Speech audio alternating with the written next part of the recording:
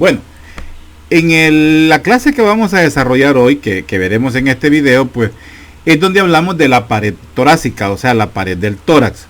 Pero cuando hablamos de tórax, pues tendremos que involucrar la pared, que es lo que recubre en sí las estructuras que conforman la cavidad, la propia cavidad torácica tendríamos que hablar, y por supuesto del contenido que está pues encerrado en esa cavidad torácica.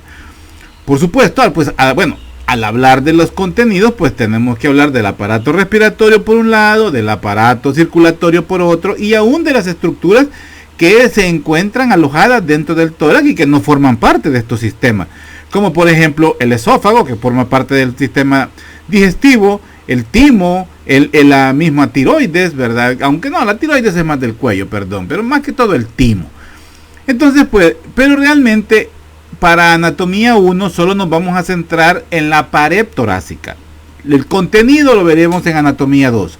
Entonces, al hablar de la pared torácica, pues hablaremos del esqueleto, del armazón, ¿verdad? Que conforma esa pared, o uno de los componentes de la pared, porque en la pared vamos a involucrar pues la piel, por supuesto, los huesos, los músculos y aún las fascias. Entonces, al hablar de los huesos, pues ya sabemos que vamos a involucrar pues los huesos anteriores, como lo son pues las costillas, el esternón, y los huesos posteriores, pues que son las vértebras. Aún pues involucramos también a las clavículas, teniendo en cuenta pues que las clavículas en sí forman parte del esqueleto apendicular. En cambio, la pared del tórax, o los huesos de la pared del tórax, forman parte de la cavidad del esqueleto axial, o sea, del centro. Acordémonos que el esqueleto axial se caracterizaba no solo por estar al centro, sino porque también tenía las funciones de proteger órganos. Y el tórax, o sea, la pared del tórax, pues tiene esa función. Así que pues de eso vamos a hablar pues en este tema. Así que comencemos.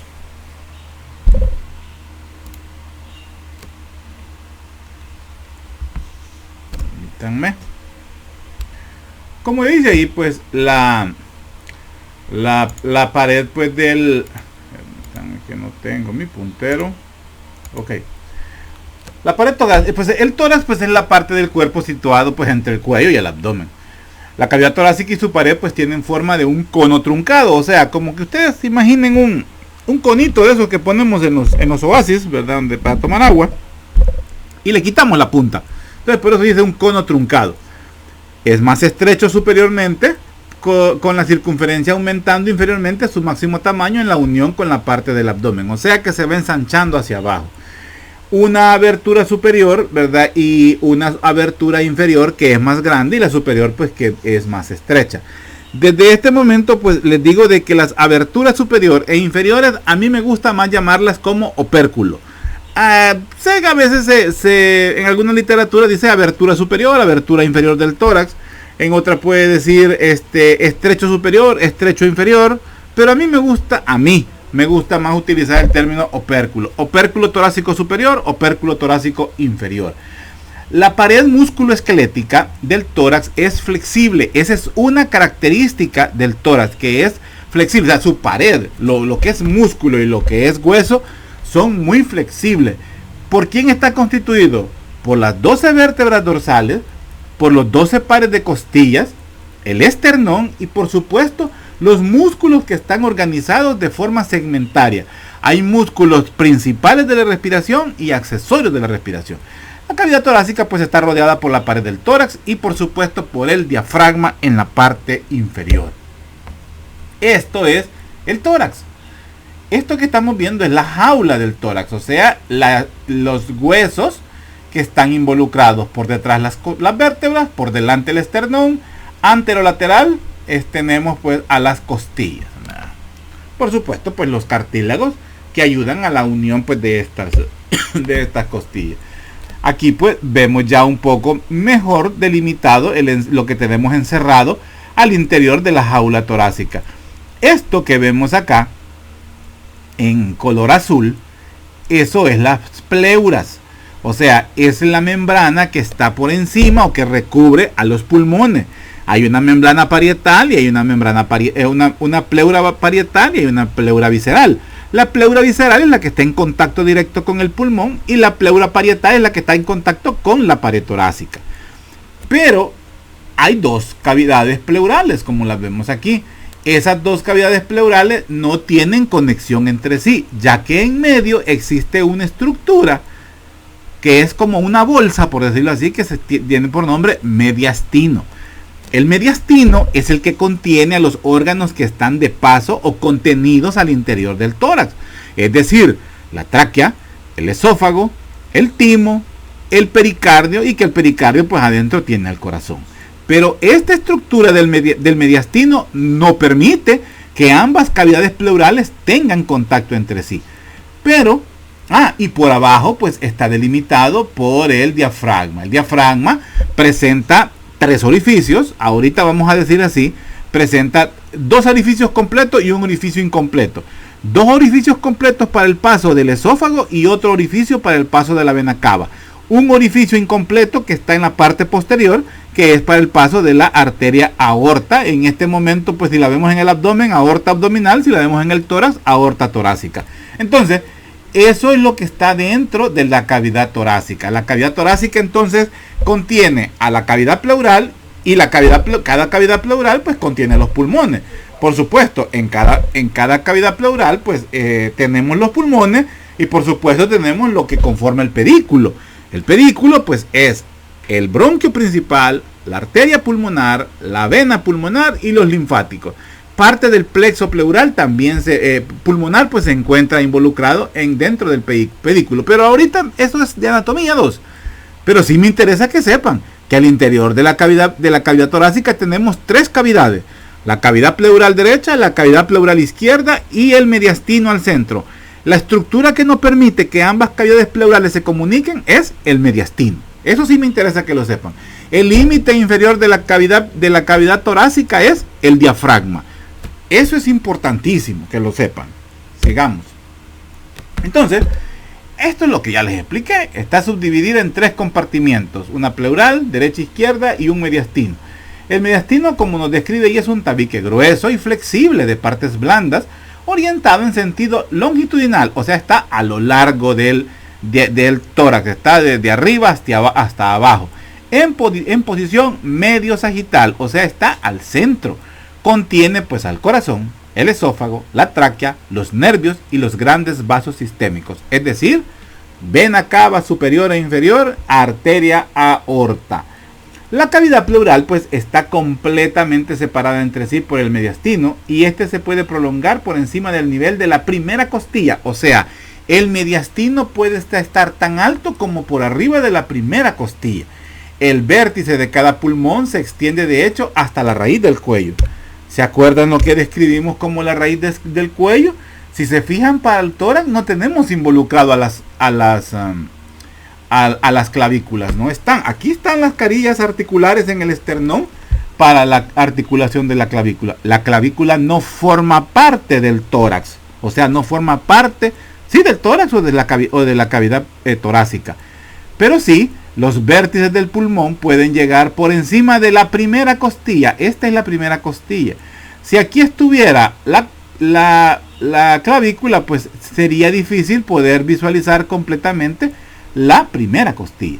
El mediastino puede llegar también por arriba de la primera costilla, o puedes emerger hasta la base del cuello. Y la base del cuello, si se recuerdan, era unas líneas imaginarias donde se involucraba el manubrio o la escotadura yugular, ¿verdad? Que es parte del manubrio, o sea, esta estructura, el borde superior de la costilla y la primera vértebra cervical. Todas esos límites o esa línea imaginaria que tiráramos por el borde anterior del cuerpo, de la primera costilla, de la primera vértebra cervical, el límite superior de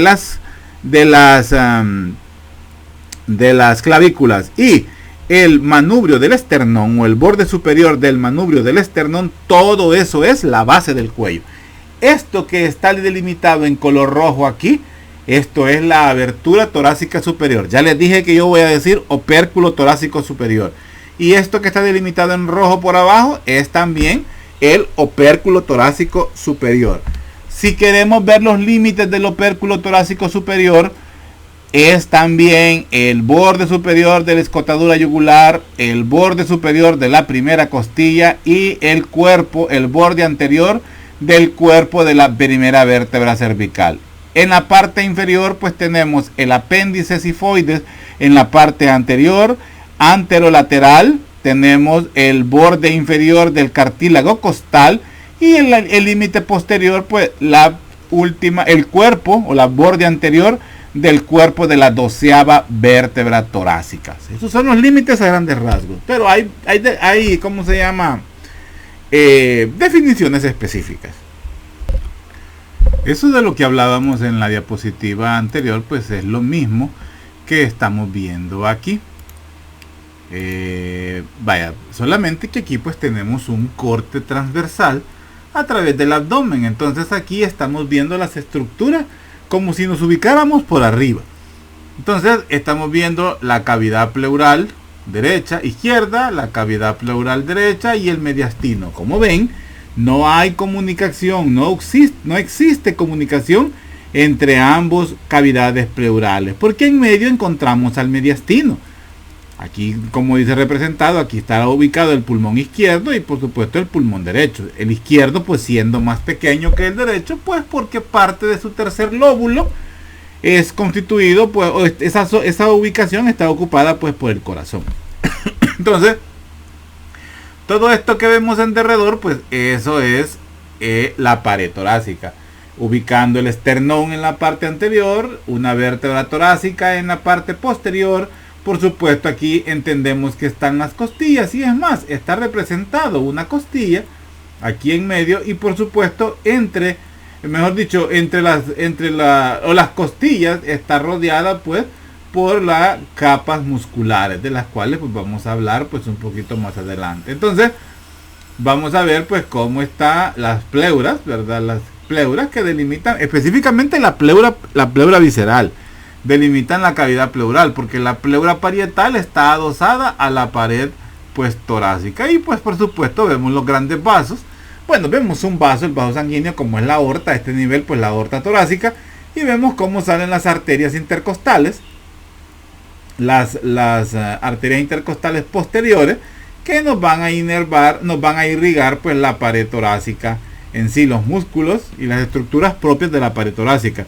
Recordando que hay unas estructuras que se hacen posteriores, unas ramas posteriores de la arteria intercostal que nos irrigan las propias vértebras. Dato que vimos en la clase anterior. Bueno, continuemos. ¿Cuáles son las funciones del tórax? Entonces tiene funciones de respiración, tiene funciones en la protección de órganos vitales y tiene función en la conducción. No es que el tórax es el que respira, por supuesto, el que respira son los pulmones, los bronquios, la tráquea. Pero tiene función en los movimientos necesarios para que se dé la inhalación, o sea, el llenado de los pulmones, y se dé la exhalación, que es la expulsión del CO2 que viene del metabolismo del cuerpo. Entonces, vemos como primera función la respiración, pues dice, es una de las funciones más importantes del tórax. No solo contiene los pulmones, sino que también pues proporciona una maquinaria necesaria, efectiva, para que se dé la respiración. Y en esa maquinaria pues tenemos incluido el diafragma, la pared torácica, que aquí pues traduciéndolo sería los músculos intercostales, el diafragma, las costillas, son los que hacen ese movimiento efectivo del tórax. O sea, es lo que permite pues la inhalación y la exhalación.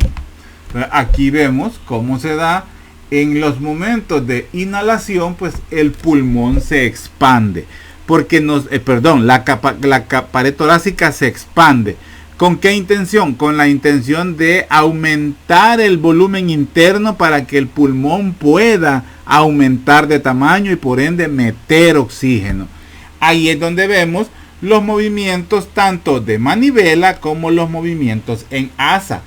Eso pues son los que nos ayudan a permitir pues el llenado pulmonar. Como vemos, o como nos dice la diapositiva, el esternón se desplaza hacia adelante en la inspiración porque las costillas se elevan, esto se eleva, las costillas se elevan y por ende pues se expande, digamos que hay una disminución del espacio longitudinal pero aumento del espacio transverso. La elevación de la parte lateral de las costillas con la inspiración, o sea, es una elevación pues lateral y hacia arriba. Y por supuesto el diafragma desciende, o sea, es una combinación de movimientos, elevación o digamos un movimiento anterior del esternón, una elevación de las costillas y un descenso del diafragma. Entonces todo eso expande los pulmones, expande el espacio, perdón. Y al expandir el espacio, pues permite que los pulmones se dilaten más y por ende, pues metan más oxígeno y pues, mejor dicho, metan oxígeno. Porque también tenemos la inspiración forzada, que ya ese es donde hacemos un sobreesfuerzo. Pero aquí estamos hablando en condiciones pues normales. Descenso del diafragma, elevación de las costillas y avance anterior del esternón. Movimiento de manivela, movimiento en asa. Protección de órganos vitales. El tórax, pues ya sabemos que funciona como una bóveda. Ese concepto ya lo tenemos claro de la bóveda torácica, al igual que la bóveda craneal, pues ellos van a albergar o van a proteger a los órganos que estén contenidos en su interior. Llámese corazón, pulmones, grandes vasos, el timo, ¿cómo se llama? La tráquea, el esófago, los nervios como el nervio vago, el nervio frénico, ¿cómo se llama? Me fue. La arteria aorta, la vena cava, o sea, son estructuras internas del tórax. Entonces, también pues ofrece, bueno, ya lo dije, ofrece protección a órganos importantes como el hígado, el estómago, el vaso y los riñones. Ojo con esto. Si bien es cierto que el hígado, el estómago, el vaso, creo que no se ve el vaso por acá, pero aquí está el vaso, este morado, el vaso y los riñones no son estructuras intratorácicas, son estructuras intraabdominales, pero por la forma del diafragma, que tiene una forma como de cúpula, como que si fuera un paracaídas, por decir así, como si fuera una sombrilla, estas estructuras que son abdominales indirectamente están adentro de la cavidad torácica. Ojo, dije indirectamente, o sea, son estructuras extratorácicas, pero se ubican indirectamente intratorácicas. Entonces, esa situación externa, indirecta, perdón, de estas vísceras hace que la protección que provee la cavidad torácica se transmita o se extienda a estas estructuras, porque quedan adentro de la cavidad torácica de forma indirecta, porque el diafragma no permite que ellas pues tengan contacto con las estructuras del tórax. Es decir, no vamos a tener un corazón que esté chocando con el estómago o un corazón que esté colindando o tocando directamente al diafragma, no al hígado. ¿Por qué? O más que todo al lóbulo izquierdo del hígado. ¿Por qué? Porque tenemos el diafragma. Entonces, por su ubicación o por su ¿cómo se llama? Por la forma del tórax y por la ubicación colocación, mejor dicho, la colocación indirecta de estas estructuras abdominales, el diafragma, el tórax provee protección al hígado, al estómago, al vaso y a los riñones. Ojo, incluida también las glándulas suprarrenales, ¿ok? Entonces quiero que eso quede bien claro, porque puede ser una pregunta de examen. Y si nos enfocamos pues en la función de conducción, el mediastino pues funciona como un pasadizo, podemos decir, como una zona pues donde las estructuras van a atravesar, algunas completamente el tórax, o sea, desde el cuello hasta llegar a la cavidad abdominal, y otras pues no, otras pues se quedan como estructuras limitadas a la cavidad torácica. Entonces, por ejemplo, podemos ver una estructura que va de lado a lado, como el esófago. El esófago atraviesa por completo la cavidad del tórax. Otras, pues, como también el nervio vago, es otra que puede originarse en el cuello y terminar en la zona abdominal. Igual pues el nervio frénico. Otra pues el conducto torácico, es otra que puede o se origina en la parte inferior del abdomen y llega hasta el cuello. Y otras pues que se quedan limitadas ahí, vienen del cuello, como la tráquea viene del cuello, pues y se queda en el tórax, pues donde se bifurca y da los bronquios, ¿verdad? La aorta torácica es otra estructura que se origina directamente en la cavidad torácica, específicamente en el mediastino, porque nace en el ventrículo izquierdo del corazón y termina a nivel abdominal, donde se bifurca más bien a nivel, sí, todavía a nivel abdominal pélvico, donde se bifurca en las arterias ilíaca derecha e izquierda. Otras estructuras pues que terminan en la cavidad torácica, pues por abajo la vena cava inferior, por arriba la vena cava superior. Entonces son estructuras que algunas nacen en el tórax y terminan en otra zona, ya sea superior o inferior, u otras estructuras que llegan al tórax y ahí terminan, y otras que pasan de lado a lado. Posible pregunta de examen. Sigamos. Entonces veíamos esta diapositiva, veamos esta diapositiva que de una u otra forma pues ya la describimos, que es donde hablamos los componentes que conforman la pared torácica, donde hablábamos de que hay posteriormente las 12 vértebras torácicas, esto no lo había dicho, y también los discos intervertebrales que la separan, forman parte de la cavidad torácica. Otra pues lateralmente pues los 24 pares de costillas, ¿verdad? Y incluidas las 3 capas de músculos planos, que son los músculos intercostales, que estos pues son los que mueven las costillas y son los que proporcionan el soporte a los espacios intercostales. Estos que están representados de color verde son los músculos intercostales, que los veremos más adelante. Y completamente anterior pues el esternón, el cual pues consta de un manubrio, un cuerpo y una apófisis sifoide. Entonces esos son los componentes de la pared torácica. Posteriormente los 12 pares de costillas y sus respectivos discos intervertebrales. Lateralmente los 12 vértebras dorsales lateralmente son los 24 o los 12 pares de costillas, las 3 capas de músculos que están pues ahí en esa zona, que están involucrados en la zona de las costillas, y anteriormente pues el esternón, donde pues está constituido por el manubrio, el cuerpo y el apéndice sifoide del esternón.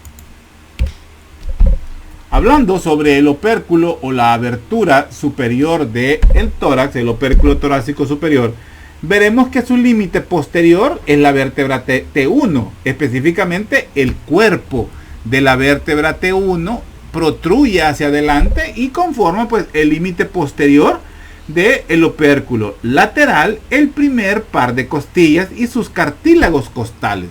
Esos son los límites laterales, el primer par de costillas, la costilla número 1 y su respectivo cartílago con el cual se articula con el esternón. Y anteriormente el borde superior del manubrio. Ojo, no me vayan a poner el esternón, porque estoy hablando del opérculo torácico superior. Entonces el límite anterior del opérculo es el borde superior del manubrio del esternón. Lateralmente es el primer par de costillas con su respectivo cartílago, y posteriormente el cuerpo el cuerpo de la primera vértebra dorsal. Esos son los límites. Ahora, las estructuras que pasan entre la cavidad torácica y el cuello a través de la abertura torácica superior, que tiene pues forma oblicua. Miren que no tengo esa, pero la literatura la describe así. Tiene una forma oblicua y como un riñón. Pues ya sabemos que las estructuras, la tráquea, el esófago, los nervios como el frénico, el vago, la arteria, ¿cómo se llaman? Se me fue. La arteria la arteria carótida, ¿verdad? Las venas cavas son estructuras que pasan de lado a lado por el opérculo torácico superior, ¿verdad? Entonces las que van a drenar e irrigar la cabeza, el cuello, también parte de los miembros superiores. Entonces tenemos que tomar en cuenta a la arteria subclavia. son vasos sanguíneos que encontramos pues atravesando el opérculo torácico superior. No son las venas yugulares directamente, es la vena cava superior la que atraviesa el cuello. Sigamos. Ahora hablemos del opérculo torácico inferior, es este que vemos aquí, por ende es más grande. Entonces sus límites son el límite posterior, pues la 12ª vértebra torácica, que también pues el cuerpo protruye hacia adelante, o sea, es lo más, ¿cómo podemos decir? Esta vértebra que estamos viendo aquí es la que está más anterior, entonces es el límite posterior. Posterolateralmente por los pares de costillas, las 11 y las 12, o sea, las costillas flotantes, esos son los límites posterolaterales. Y anterolateralmente, pues por la unión de los cartílagos costales de las costillas 7 a 10 que forman los arcos costales. Para no hacerlo tan enchivolado, el reborde costal, así se llama esto, es el reborde costal. Si me ponen reborde costal, yo ya entendí qué me están diciendo. Pero este es el límite anterolateral. El límite posterolateral son las costillas flotantes. Me dicen costillas flotantes, yo ya entendí también. Anteriormente por la articulación sifoesternal, o sea, la apéndice sifoides cuando se articula con el cuerpo del esternón. La abertura torácica inferior pues está cerrada completamente por el diafragma. Las únicas estructuras, vea, que lo atraviesan pues van a ser el esófago, la vena cava inferior y la arteria aorta. Hay otras estructuras que pasan por ahí, pero utilizan los agujeros que ya están existentes. Por eso les decía que en el diafragma encontramos dos aberturas completas, la que es para el esófago, la que es para el esófago y la que es para la vena cava superior, y la de la arteria aorta. La de la arteria aorta pues es una muesca hacia adelante en el diafragma, pero por detrás tiene el cuerpo de la vértebra torácica, de la 12ª vértebra torácica. Por eso decimos que es un agujero incompleto. Bueno, sigamos. Hablemos de uno de sus componentes. Comencemos con el diafragma. Pues este es un músculo, es una estructura músculo-tendinosa. Tiene un centro muscular, como lo podemos ver aquí, y tiene un centro tendinoso, que es parte de la parte superior, la cúpula superior, por decir así. Bueno, cúpula superior. Entonces, el diafragma, pues como lo describe la anatomía, es una estructura abombada superiormente. Es decir, con una forma de sombrilla, con una forma de elevación, lo que estamos viendo aquí, como que es un paracaídas. Entonces, que tiene pues dos cúpulas, por decir así, una derecha, una izquierda. Siendo la cúpula derecha pues la que está más alta, o sea, abomba más hacia arriba, que pudiera llegar a alcanzar el nivel de la 5ª costilla. Entonces, además pues es una estructura, como les decía, músculo tendinosa, que por abajo lo podemos ver también. Esta es la parte muscular y el centro es la parte tendinosa, donde encontramos las 3 aberturas, que son 2 completas. Vea, la más anterior es la de la vena cava, la más posterior es la del esófago y la completamente posterior es la de la arteria aorta torácica vista por arriba, aorta abdominal vista por abajo. Entonces, estas son las estructuras. Ojo, fíjense, esta fácilmente es una pregunta no capciosa, sino que con doble sentido, por decir así. Las estructuras que atraviesan el diafragma en su cara torácica son, ¿cuáles son? Vena cava superior, esófago, vena, arteria, aorta torácica. Las estructuras que atraviesan el diafragma visto por su cara abdominal son vena cava superior, esófago y arteria aorta abdominal. Depende de de qué ubicación esté haciendo la observación, así será la arteria que atravesará el diafragma. Ahora bien, esto es, como decimos, preguntas de conocimiento real, porque cualquiera pudiera decir la arteria aorta y punto, y está muy bien, pero es de poder, la anatomía es de descripción y la descripción tiene que ser exacta. Bueno, entonces como vemos ahí, el esófago y la vena cava inferior atraviesan el diafragma y la aorta pasa posterior al diafragma. Bueno, lo que vemos acá, esta literatura maneja como que el diafragma no tiene un tercer agujero, sino que maneja como que el diafragma tiene un esbozo, una simulación, ¿cómo le puedo llamar a esto? Como una vuelta, por decir así. Pero realmente es una abertura porque pasa una estructura. Lo que pasa es que no está completamente, así como vemos el agujero de la vena cava y el agujero del esófago, las perforaciones. En la de la aorta no es igual. Entonces vamos a ver que parte de la columna vertebral pues colabora con la pared posterior de este agujero, pero lo vamos a dejar como su tercer agujero del diafragma. Ojo con eso. Más adelante puede haber otro doctor, otra materia donde lo maneje que solo hay dos agujeros, y el agujero de la arteria aorta abdominal o torácica pues no es un agujero del diafragma, sino que una zona pues por donde atraviesa esta estructura arterial, y no una abertura en el diafragma. Pero como les vuelvo a repetir, ahorita para anatomía 1 lo vamos a manejar como el tercer agujero del diafragma. Seguimos. Entonces el diafragma pues se inserta, y eso es muy importante. ¿Cuáles son las inserciones? Tiene inserciones superiores, tiene anteriores, laterales, inferiores. Entonces vemos que el diafragma se inserta periféricamente en la apófisis sifoide del esternón. Esa es la primera inserción. Luego tiene inserción en los bordes costales de la pared torácica. En estos son los bordes, o el reborde costal, como les dije. Ahí también se inserta. ¿Dónde también se inserta? En los extremos de las costillas 11 y 12, es decir, en las flotantes. En estas también se inserta en los extremos de la costilla.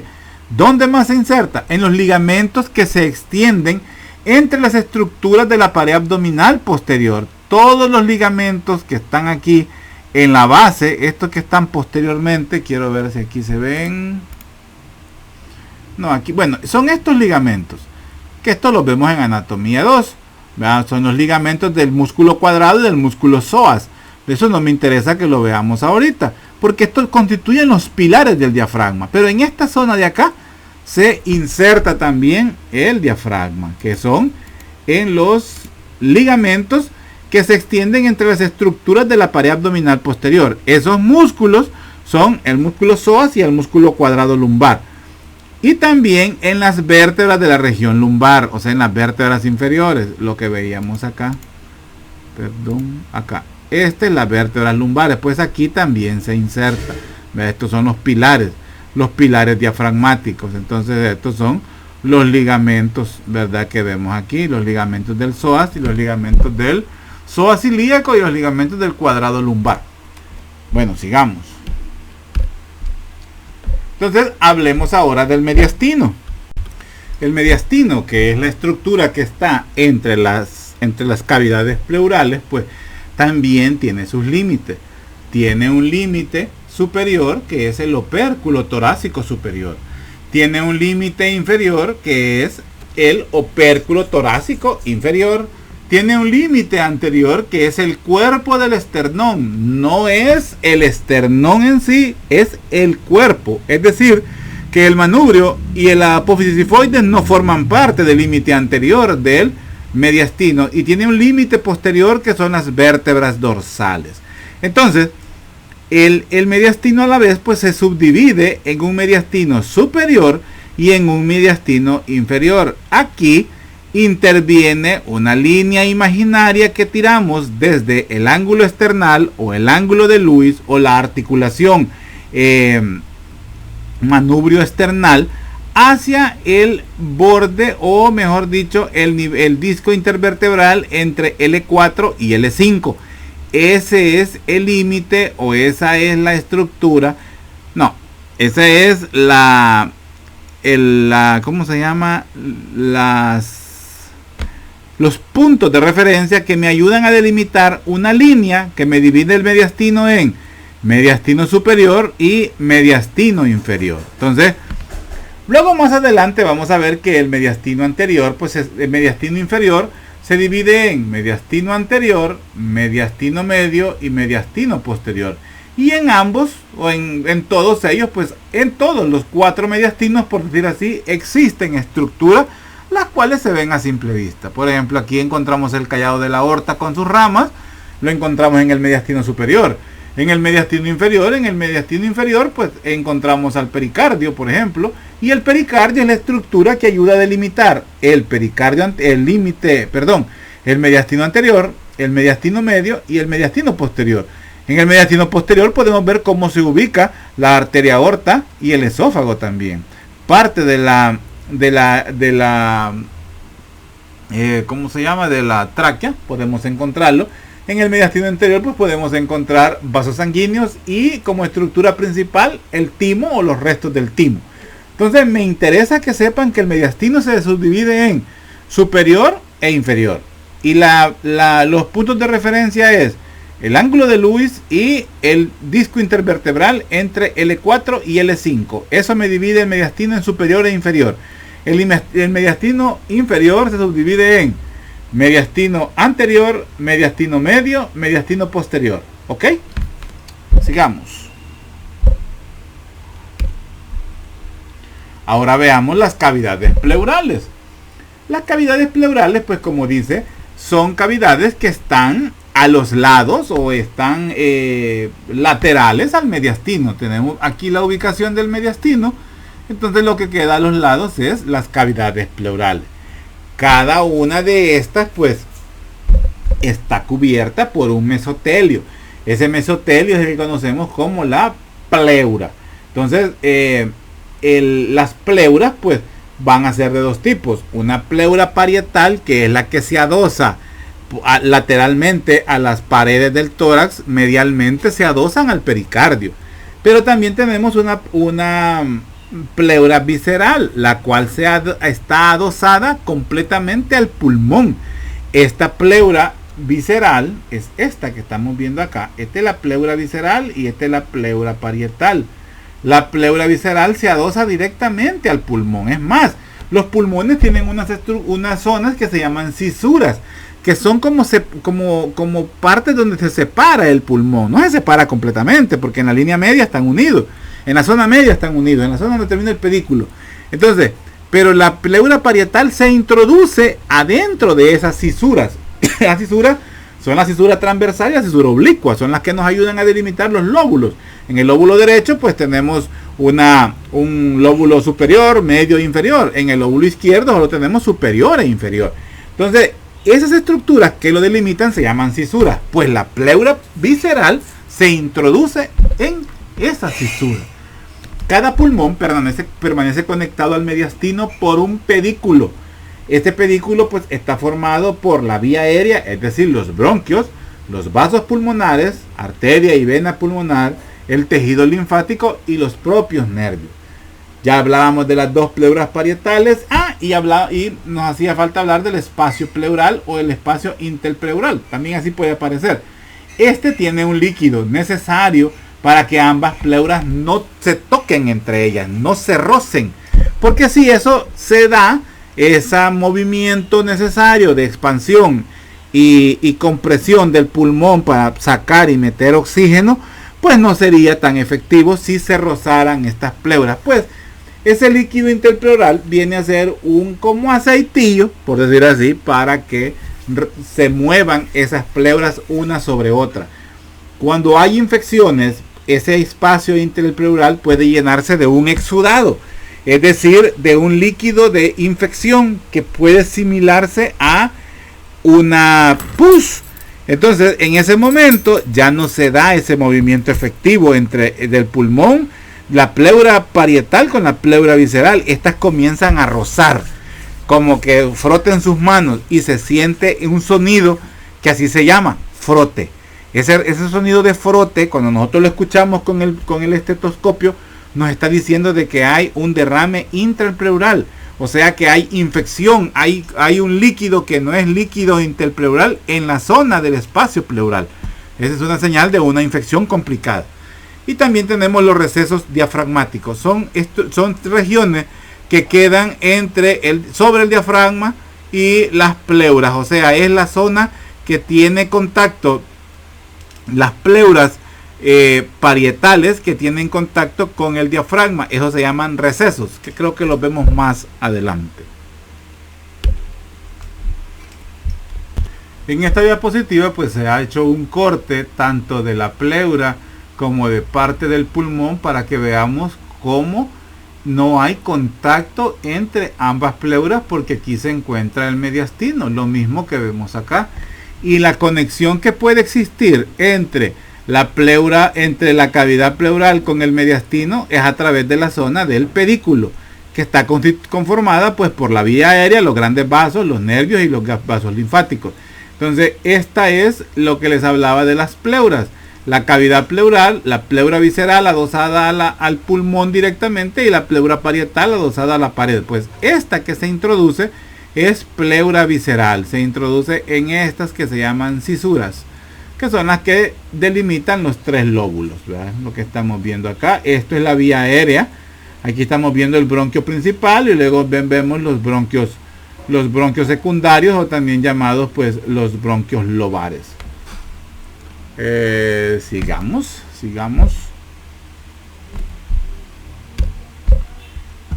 Ahora veamos las relaciones que tiene el tórax. Pues tiene relaciones con el cuello, porque es una comunicación que se da pues a través del opérculo torácico superior. Ya sabemos, el opérculo torácico superior prácticamente se abre en la zona pues en la zona de la base del cuello. Ahora, la cavidad pleural pues se extiende más o menos 2 o 3 centímetros por encima de la primera costilla. Eso lo vimos en una diapositiva anterior. Para recordarlo, lo vamos a buscar. Y lo veíamos. ¿Dónde lo veíamos eso? Aquí. Entonces veíamos cómo el vértice del pulmón tiene una extensión hasta por arriba pues de la primera costilla. Volvamos donde estamos. Estamos aquí, no estamos en la otra. Entre estas prolongaciones pleurales discurren importantes estructuras viscerales entre el cuello y el mediastino superior. Pues ya sabemos qué estructuras viscerales son las que encontramos ahí, ¿verdad? En esa zona. Tráquea, esófago, grandes vasos, ¿verdad? Otra relación es con el miembro superior. La entrada a cada lado del miembro superior a través del opérculo torácico superior se llama la encrucijada axilar. Esta zona de la encrucijada axilar la conforman el margen superior de la escápula en la parte posterior, la clavícula anterior y el margen lateral de la costilla 1. Eso más que todo en la parte medial. Es esto que vemos acá. Esto es la encrucijada, o lo que dice ahí la entrada axilar. Aquí tenemos el opérculo. Entonces esta relación es con el miembro superior, donde tiene que ver la costilla, el borde superior de la escápula y el borde superior pues de la primera costilla, y la clavícula como estructuras pues que nos delimitan, pues lo que conocemos como la encrucijada axilar. Esa es la forma como se relaciona. Ahora, los vasos sanguíneos principales que pasan entre la encrucijada axilar y la abertura torácica superior, pues esto lo hacen por encima de la primera costilla.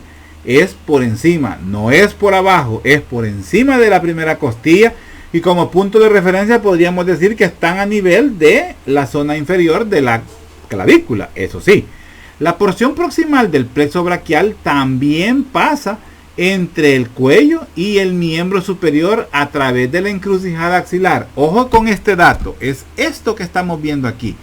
El plexo braquial pasa por encima de la primera costilla, es decir, que utiliza esta zona de la encrucijada axilar. Entonces, eso es un dato pues muy importante. Algo muy importante a considerar es que no confundir, porque en la literatura puede confundir, es que no es lo mismo decir encrucijada axilar que fosa supraclavicular. La fosa supraclavicular es parte de los triángulos, es la misma ubicación del triángulo supraclavicular que veíamos en la subdivisión del cuello, en el cuello posterior, donde veíamos que teníamos el borde de la clavícula, el tercio medio de la clavícula por abajo y por arriba veíamos al vientre inferior del inferior del homoioideo y parte del borde posterior del esternocleidomastoideo nos delimitaban un triángulo. Pues ese triángulo en sí, esos son los límites anatómicos, pero lo que queda al interior es la fosa supraclavicular. Entonces, por favor, no confundir ambos términos porque son muy diferentes en relación a su contenido, ¿verdad? Entonces, esta zona de la encrucijada axilar pues es una ubicación pues más inferior de donde estamos hablando. Sigamos. Ahora veríamos el abdomen, o sea, veríamos la otra relación que tiene, que ya vimos la de arriba con el cuello, con el miembro inferior, y ahora veríamos una relación pues con el abdomen, cómo se relaciona con el abdomen pues el tórax. Pero quiero ver, permítanme, quiero ver algo.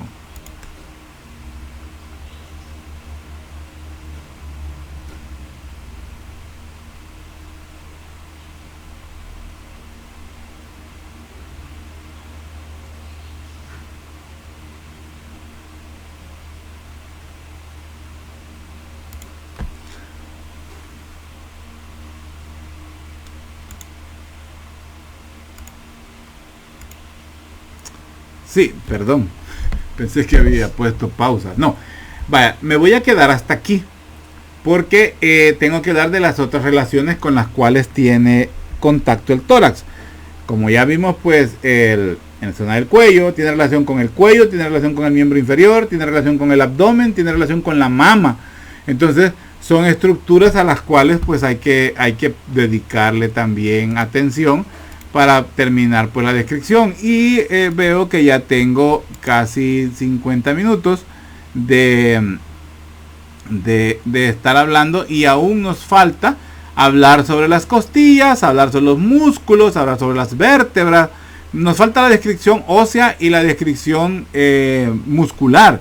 Es poco realmente, entonces, pero no quiero saturar mucho este video. Hemos hablado de las características anatómicas propiamente del tórax, sus relaciones, sus funciones, su estructura, sus movimientos. Entonces nos vamos a quedar hasta aquí con esta parte del video para continuar pues posteriormente el final pues para terminar el final pues de la clase. Entonces nos quedamos así, jóvenes, seguimos pendientes, ya pronto terminamos. Creo que pensábamos todavía dar la clase de pelvis, pero sería saturarlo porque ya lo incluyeron sus compañeros y realmente pelvis la volvemos a ver de nuevo en anatomía 2. Entonces, para no saturar, esta será la última clase, que es tórax. Así es que abdomen lo vemos completamente en anatomía 2. Así que no se preocupen, quedamos así. Cuídense, estudien y ojalá que salgan muy bien este examen próximo que tienen el martes, creo que es el martes 14. Martes 14 creo que tienen examen, así que ojalá les vaya muy bien. Cuídense bastante, así que seguimos pendientes, ¿ok? Cuídense.